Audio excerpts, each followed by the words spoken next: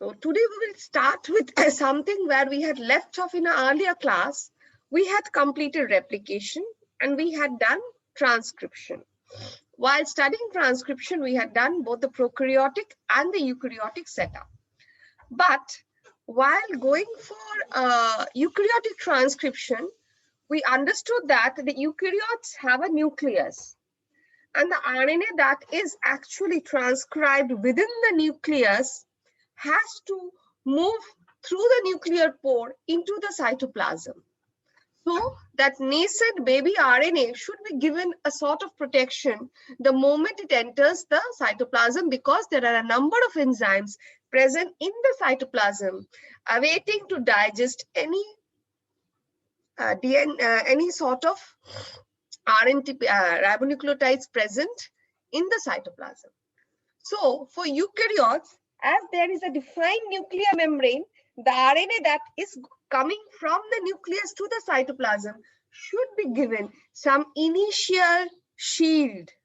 It should be protected in some manner. So to give protection to the RNA molecule, the two most important post-transcriptional modification that occurs in eukaryotic pre-mRNA is the addition of a 5' cap at the 5' end, and there is an addition of multiple adenine nucleotides at the 3' end. So this is the first two categories of post-transcriptional modification that an eukaryotic nascent pre-mRNA faces. So these are the books I referred. Standard down. So if we look into the eukaryotic mRNA, there are three defined regions of the eukaryotic mRNA, as you can see from this picture. There is an untranslated leader sequence, which signifies that this portion of the RNA will not be decoded into the polypeptide. Just a second, let me get the pointer. So there is this 3', this is the untranslated leader sequence, which will not be decoded into the polypeptide. And we have at the 3' end an untranslated trailer sequence, as you can see by the word untranslated. So we will not be getting a protein product for these two segments. We will be getting a protein product for this green region, as you can see, is written here, protein coding sequence.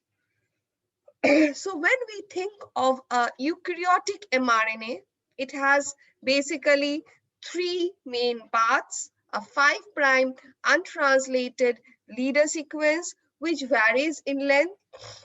Then we have this protein coding sequence that codes for, which specifies the amino acid sequence of the protein that will be produced during the process of translation. Again, it varies according to the size of the protein that it encodes. And finally, we have a 3' untranslated region, trailer sequence, which also varies in length. And this region is important in the sense it increases the stability of mRNA, and it helps in binding of the ribosome to mRNA in case of eukaryotes. So this is the, in brief, how the eukaryotic mRNA can be divided into three distinct parts with three defined functions. Now, this is something we have already done in the earlier class, where I showed you that in case of prokaryotes, they have an advantage, if we consider it to be an advantage, that is they are devoid of any nuclear membrane. So in absence of any nuclear membrane, what happens? The transcription process is going on, the mRNA is hanging, and in that very moment, the ribosome traps the mRNA and starts translating the mRNA. So there is a coupling of transcription and the translation phenomenon. But in case of eukaryotes, again and again, I'm telling you that there is a defined nuclear membrane. So the mRNA that is to come from the nucleoplasm will enter the cytoplasm. It needs to be given a sort of protection, or it will not survive the harsh endonuclease environment in the cytoplasm. For that, there is a processing of the pre-mRNA where the two ends of the mRNA are protected by addition of the 5' cap and the 3' poly A tail, and there is another modification that is done which is known as splicing, and finally the mRNA comes out. So in eukaryotes, the process of transcription is defined, the process of translation is also defined, and there is no coupling between the transcription and the translation machinery. And if we look, this is in nutshell the 3 post-transcriptional modification that takes place in a eukaryotic system. And as you can see, this is the DNA and this is the pre-mRNA. And the first modification is the addition of a cap. In the schematical, this picture is from SNUSTAT. Addition of a cap, and then you can see there is a second category of modification. There is the addition of the poly A tail, and finally I had given you the basic concept of introns and exons. So eukaryotic mRNAs are synthesized in a manner where they have this intervening introns between them, which needs to be removed before the mRNA is finally asked to leave the nucleus. So you can see the removal of the introns. And then we have a full mature mRNA at the end with a 5' cap with the removal of all the intervening introns and a poly A tail. This is something with what we started. So we have this mRNA, we have a 5' untranslated region, a protein coding region, and a 3' untranslated region. And there is a particular sequence shown here known as the Shine-Delgado sequence. We'll come to this Shine-Delgado sequence in the translation machinery while we'll be dealing with prokaryotes. But this is actually, just to say one line about this sequence, in prokaryotic mRNA, the presence of this sequence actually helps in locating of the 30th ribosomal subunit to the area to which it will bind to the mRNA. When this mRNA is hanging from the, as I said, in case of prokaryotes, it starts hanging, the ribosome traps the mRNA. So the 30th subunit actually recognizes the Shine-Delgado sequence. It is the 16S ribosomal RNA present in the 30th subunit that recognizes the Shine-Delgado sequence. So it's basically a ribosome binding site in case of prokaryotes. We'll do this in detail. So I know I'm not getting into further details about Shine-Delgado. And as I'm talking about the 3 post-transcriptional modifications in eukaryotic mRNA, so we have the addition of cap, 5' cap, as you can see. It increases mRNA stability. It enhances RNA splicing. It helps in splicing of the RNA. 3' cleavage and addition of poly A tail. It increases the stability of mRNA. And as I said, it facilitates the binding of ribosome to mRNA. And then we have this RNA splicing machinery, where the non-coding introns from pre-RNA are removed, which helps. And once they are removed, then only the mRNA can be exported from the nucleoplasm to the cytoplasm. And there is another modification known as RNA editing. We'll be dealing with this also, which alters nucleotide sequence of mRNA. So these are the standard 4 post-transcriptional modifications of eukaryotic pre-mRNA. So with this, so as you can see, so this is a animation from Russell.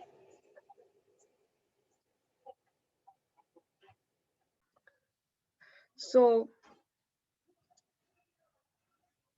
as you can see, in case of the prokaryotes, in absence of any nuclear membrane, the mRNA is hanging and the mRNA was immediately being translated.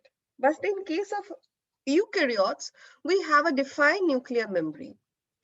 So the mRNA is produced in the nucleoplasm and there is addition of the 5' cap. And as you can see, there is addition of the poly A tail and the removal of the introns. And then the eukaryotes, in case of eukaryotes, the mRNA is coming outside and the mRNA is then targeted by the ribosome to be decoded by the ribosome into a polypeptide.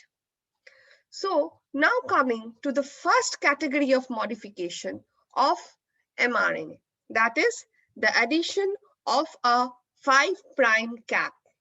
Now in this picture, what they have shown is that this is the 5' end of the mRNA that has been synthesized. And this is the blue one, what you are seeing here is a guanine nucleotide. So the story goes that once RNA polymerase II has made up about 20 to 30 nucleotides of pre-mRNA. So the RNA polymerase has escaped the promoter and is successfully able to synthesize a stream of 20 to 30 nucleotides of pre-mRNA. A capping enzyme adds a guanine nucleotide, most commonly the 7-methylguanosine. So it adds a guanine nucleotide to the 5' end. When I'll start the animation again, you'll see that this is an unique addition because the addition involves the 5' linkage. So it's a phosphodiester bond formation between the two 5' ends of two consecutive nucleotides. That's a very high energy bond. Usually what we studied earlier was that an incoming DNTP is always added to the 3' hydroxyl. Now this is an adenine or a guanine nucleotide.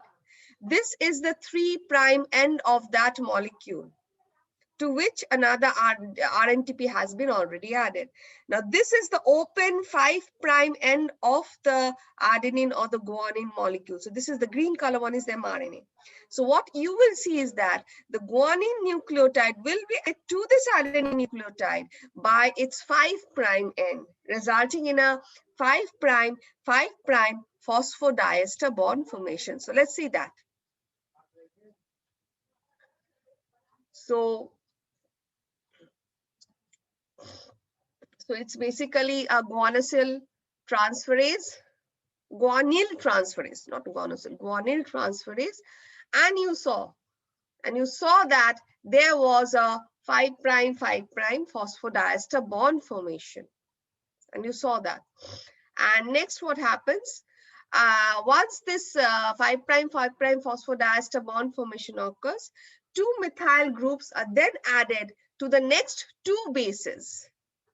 So there is a methylation enzyme that adds methyl groups to the end of the guanine sugars.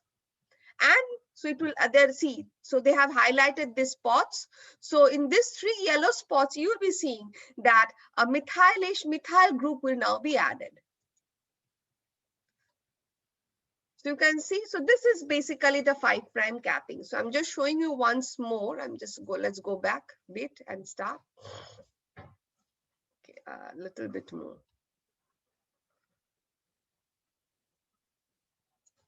So this is it.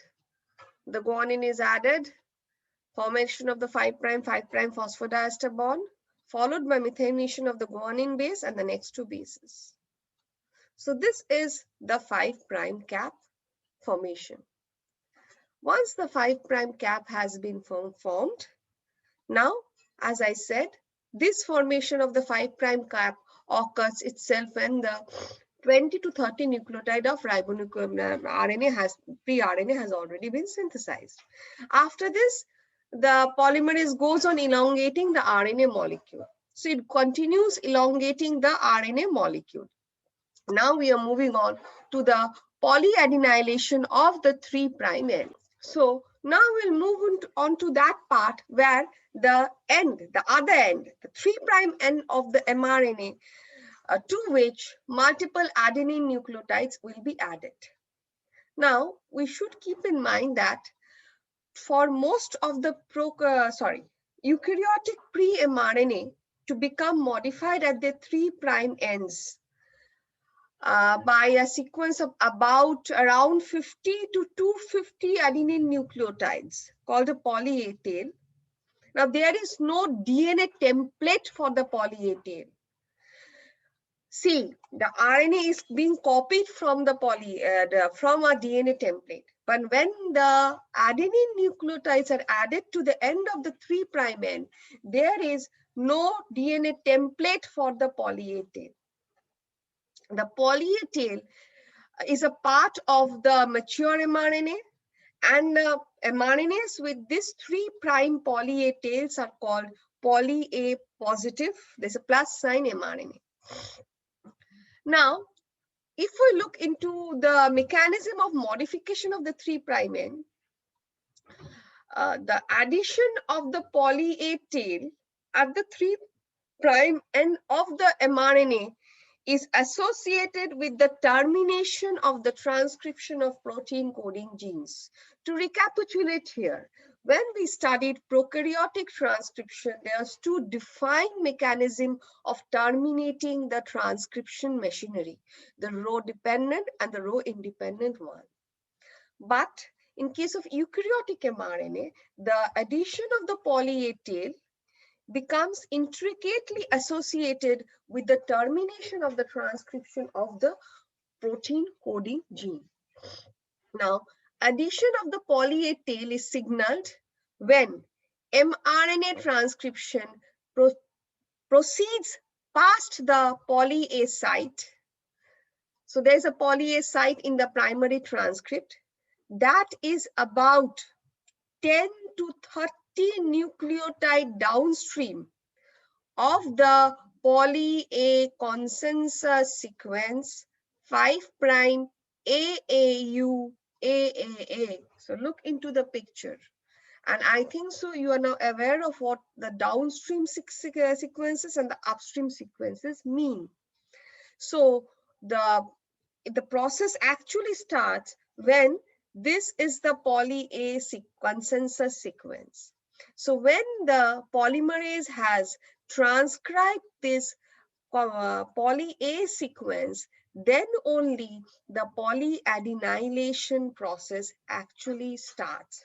Now, so let's look into how this mechanism is done. So this is the poly A sequence. And then we have another sequence downstream of the poly A sequence, which is also important, GUUU. Next, what we'll see, there are a number of proteins known as the cleavage and polyadenylation factor, CPSF, cleavage stimulation factor, and two cleavage factor proteins that recognizes these sequences, binds to these sequences, and finally brings about the polyadenylation along with termination, partial termination of the transcription process. So as we will see now, so this is the poly A sequences, as you can see.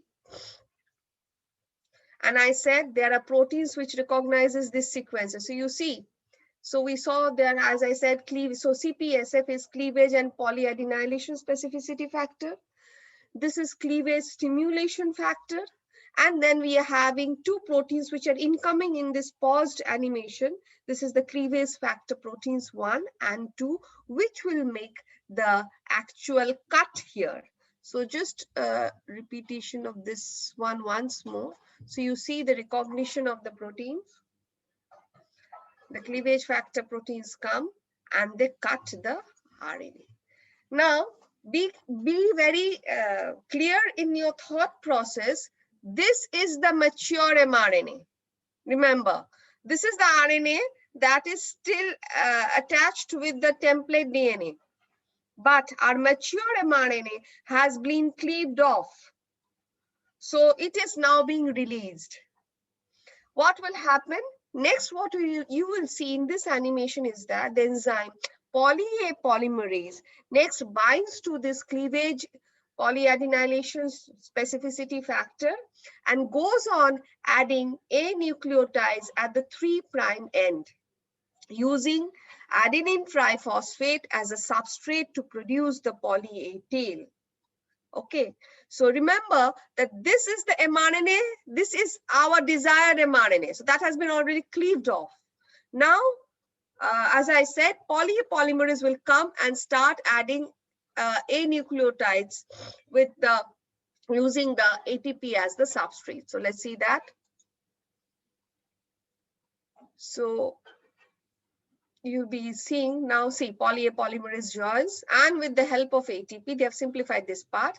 So you can see, so the addition of poly-A tail, as I said, is around 50 to 250 adenine nucleotides being added by the poly-A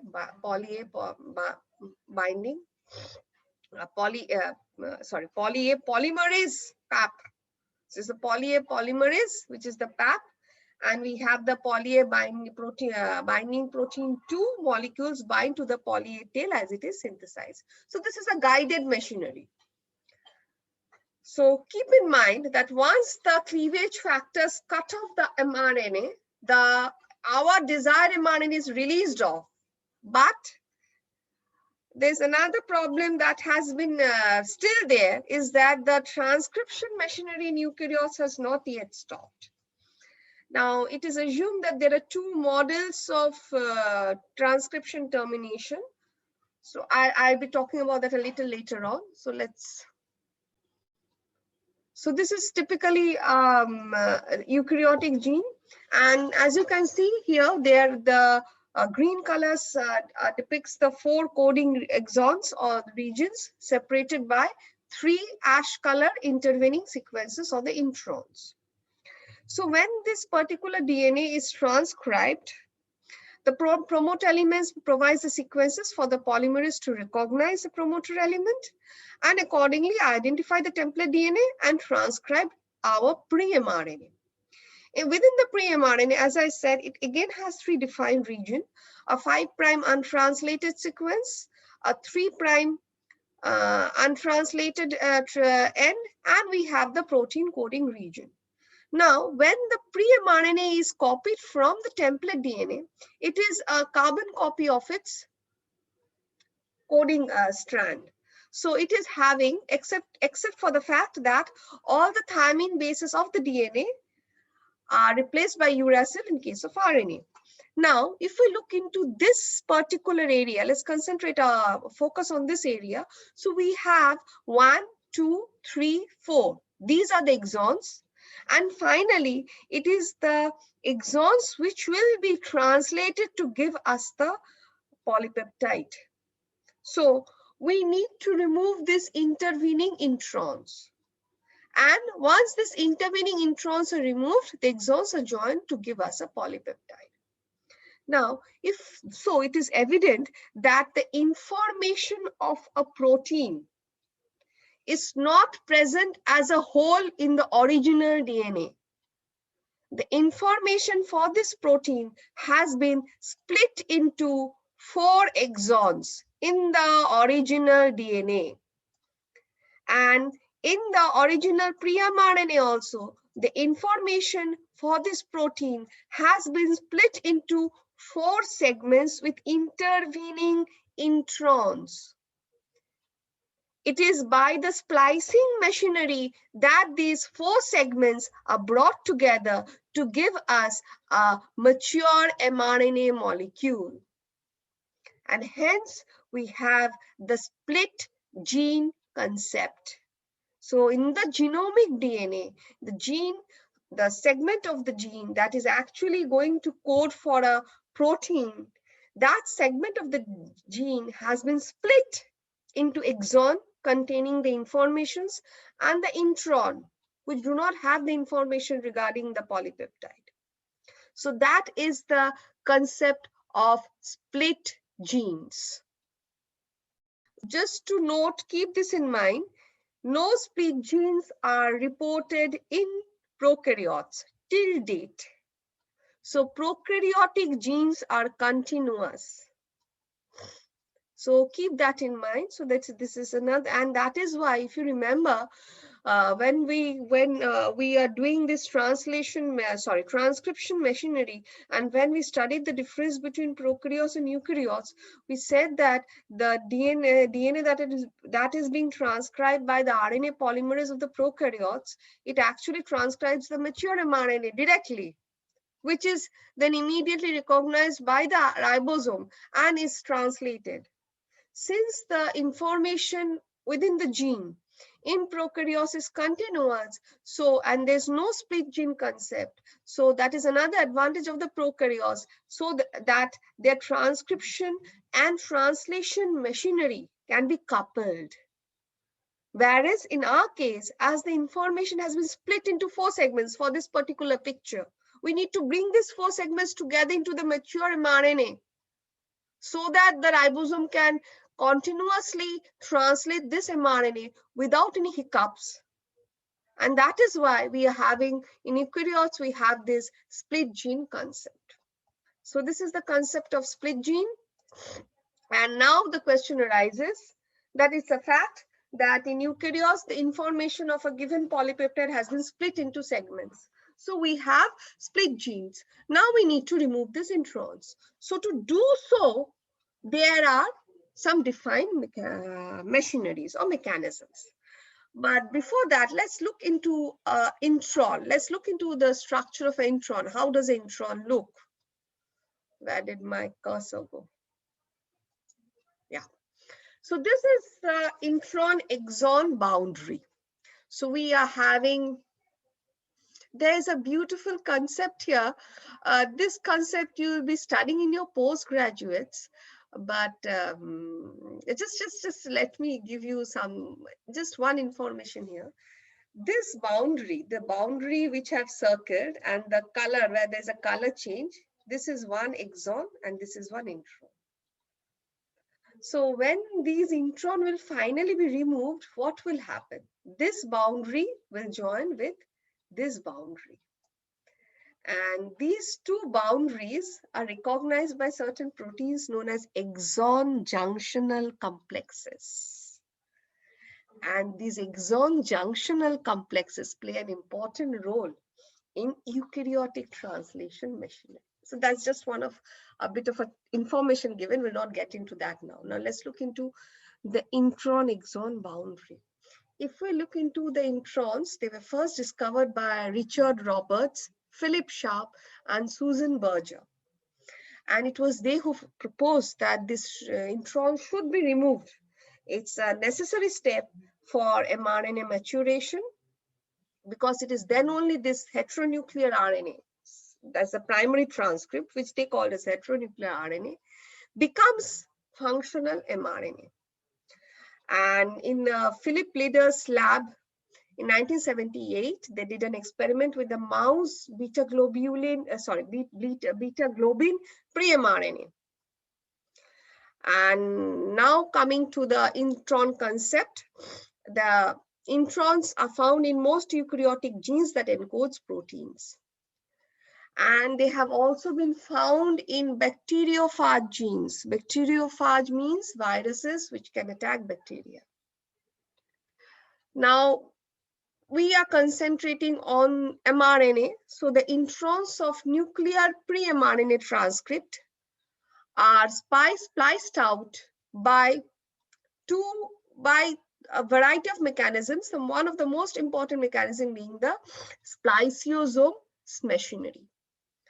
Now, as you can see from the picture where I have circled, introns typically begin with a 5' GU. As you can see here, they begin with a 5' GU and end with a 3' AG. So as you can see, they begin with a 5' GU and a 3' AG. And these G and at the 5' end, the GU sequence, and the AG at the 3' end are recognized by a group of proteins. These are nothing but small ribonucleoprotein particles known as SNRPs, SNRNPs. Now the name is big, small nuclear ribonucleoprotein particles. They are known as SNRPs. And this is known as a branch point. We'll come to the importance of branch point later on, where we have one particular nucleotide sequence, as you can see, adenine. So this is the branch point sequence, as you can see in this picture. We'll be getting into this branch point sequence a little later. So this is how basically an intron looks, where it starts with a G. They are recognized by SNRPs, and it ends with a G. And then we have a branch point adenine. And this branch point adenine is also recognized by the SNRP sequences. And they bring about this splicing machinery in a beautiful manner. So right now I'll show you the animation part first, and then we'll go into details of how the splicing is done. So as I was talking about the introns, so we have 2 exon, and this is the peach color is the intron sequence, and these are the SNRPs. As you see, there are 2 important sequences which I just now said regarding introns. There's a 5' GU sequence, and there is a branch point adenine, which I showed you, located upstream of the 3' splice junction. And you can see that these introns, there are, in case of eukaryotes, we have at least 5 principal SNRPs, the U1, U2, U4, U5, and U6. So there are these 5 categories of SNRPs. And if I name the SNRPs, this is U1, which recognizes the branch point G, the splice junction G. And this is U2, which is recognizing the adenine nucleotide. And then we have here in complex, as you can see, the bigger one is U5. We have here 2 other small molecules, U6 and U4. So now let's see what happens. So as you can see, the spliceosome, this 3 binds with the U1 structure. And you can see, you just now saw what happened. The U4 and the U6 and the U5 SNRP got bonded to each other. Let's go back a bit here. So you saw that U5, U6, and U4, they got bonded to each other and they bind to U1. So they first bind to U1 and then to U2, creating a loop. Release of U4, as you saw, release of U4. Let's get that to once more. So you saw release of, now what will happen? There will be release of U4. And then the 5' end of the 2 ends will be cleaved, as we just now saw. And the 2 exons are thus joined. So that was a very summarized animation of how the splicing occurs. But I'll be getting into details of this individual protein in our next class. So for today, we'll stop with this 5' polyadenylation. 5' methyl capping, 3' polyadenylation, and a very schematic overview of how the splicing machinery occurs. Today, we also developed the concept of split genes. So let me first stop the recording.